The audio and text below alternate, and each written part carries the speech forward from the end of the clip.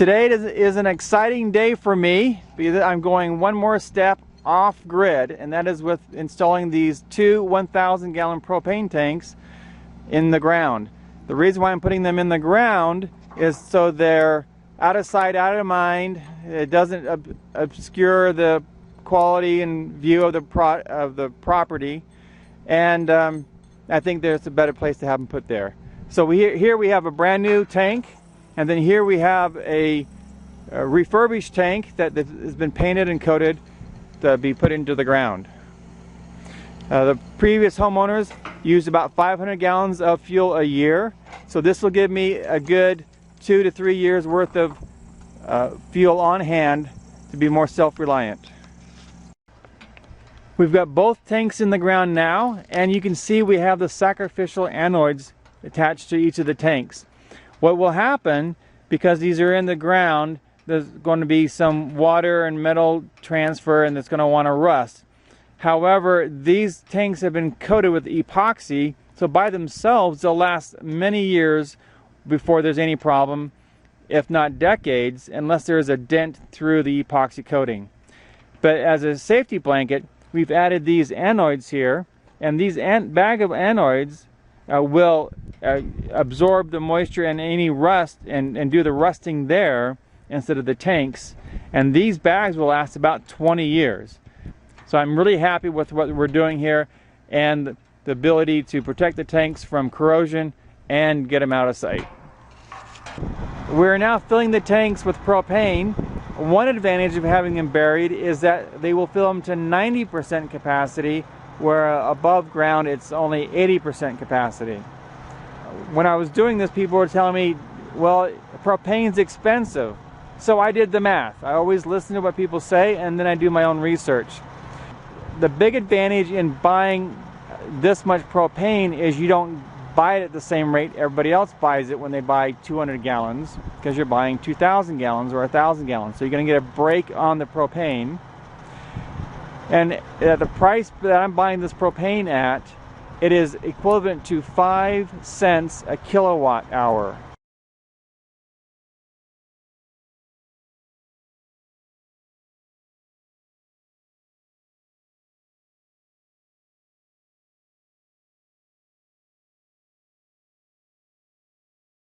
Now right now, we're paying anywhere between 10 and 14 cents a kilowatt hour here in Idaho.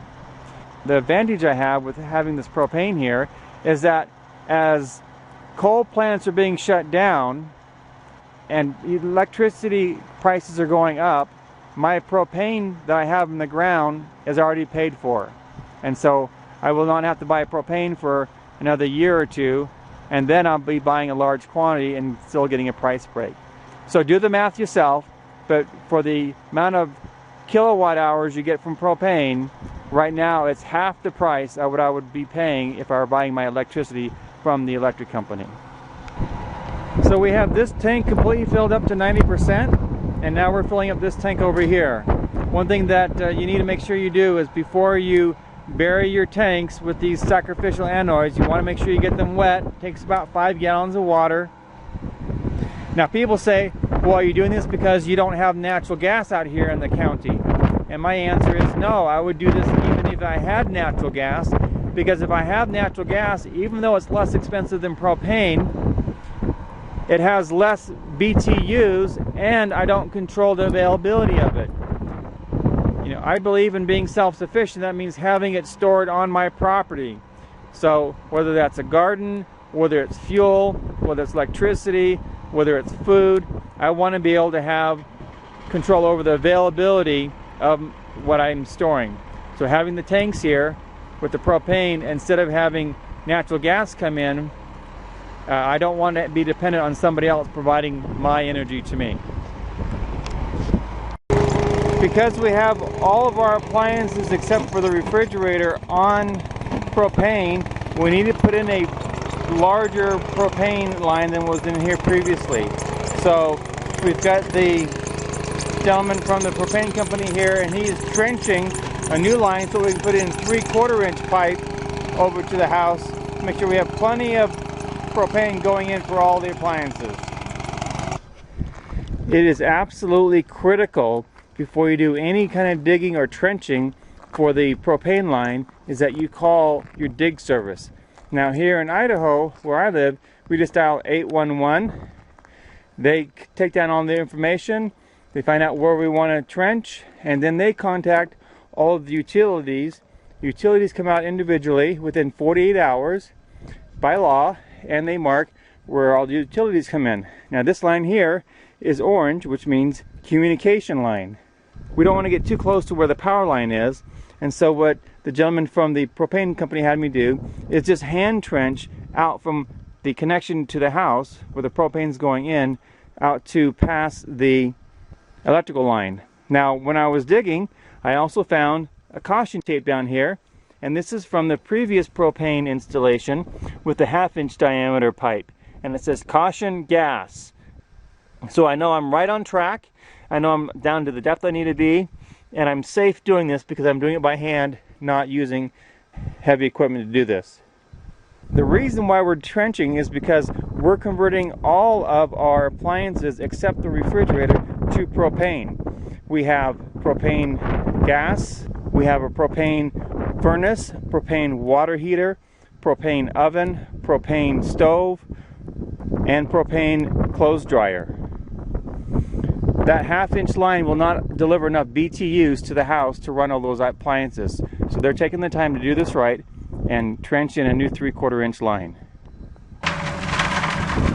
We are filling in the pit with the 2 propane tanks today. You can see that my neighbor, the excavator, is doing a very careful job in laying down the soil back into the pit. One thing I wanted to mention is that you've seen me videotape a lot of projects around my house, and I wanted to pass on the experience I had in photographing. I take lots of photographs also. They are very convenient when you want to come back and do something else to the property and need to know where things are laying. So I'd encourage you, as you do projects, take photos. It's fun to be able to look back and to see how things have progressed, but it's also important to be able to have that as a reference. We used that many times when we were doing work in our house in Houston, and what I had done is I had walked through and videotaped all of the walls before any of the drywall was in, and that gave us the advantage of knowing where all of the wiring and piping was in the walls. The propane tanks are finally buried. The excavator is now simply taking the dirt and smoothing it out, so we'll have a nice looking area here. And this part of the going off grid propane fuel project is over. Now it's time to get the appliances installed. This is LDS Prepper reminding you, if ye are prepared, ye shall not fear. Having your own fuel on hand, already paid for in the ground, and not relying on fuel coming into your home is a great way to have no fear.